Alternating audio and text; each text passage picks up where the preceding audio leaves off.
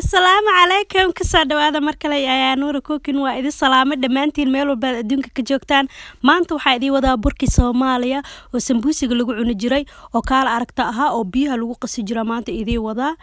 marka wuxuu ka kooban yahay 4 koob iyo xoogaa gadaal ugu dari doono adiga gadaal waxaan ugu darayaa koob 4 loo qaybiyay hal qayb adiga quarter cup ama gadaal ugu darayaa dhow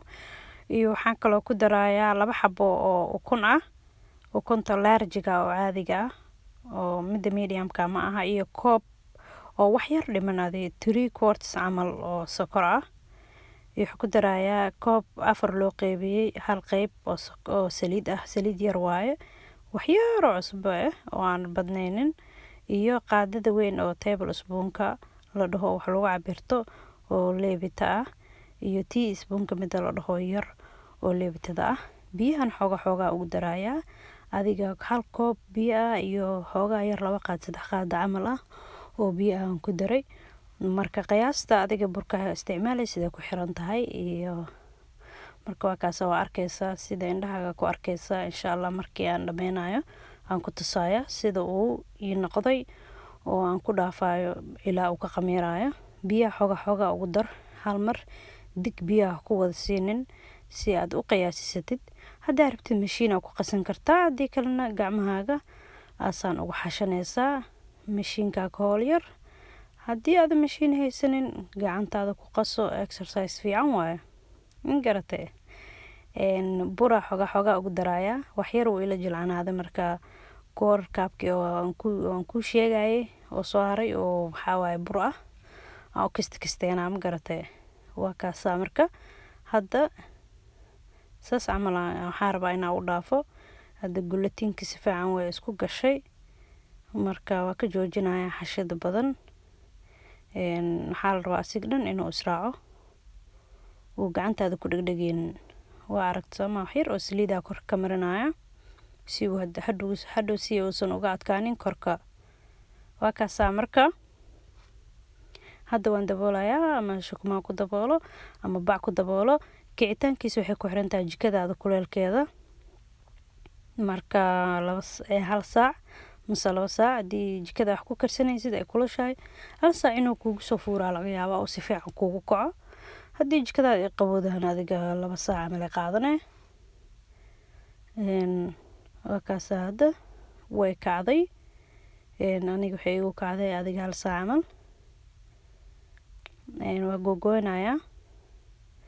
intii aan raba camal aan ka dhiganayaa hadda koos waana fidanayaa waa diyaarsanayaa hadda kulligiis saas aan wada jarjaranayaa waan safanayaa kadibna waan fidinayaa waxaan ku fidinayaa meel oo aan ku shubay bur yar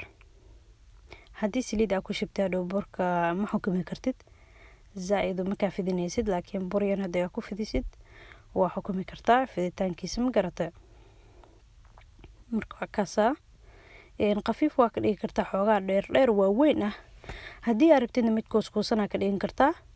oo sambuuska la faac qof walba si uu jecel yahay marka adisa jecesha leeyahay qaybna xoogaa hadda waa weynaysiinaya qaybna waxaan ka dhigayaa yar kuus oo gaagab ah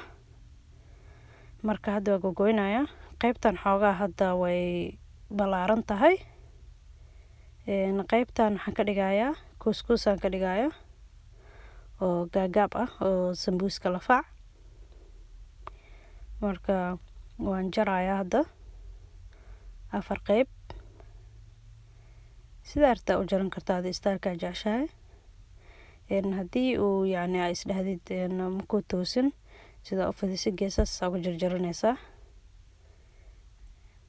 gacanta binaadamka marmar ma isleeko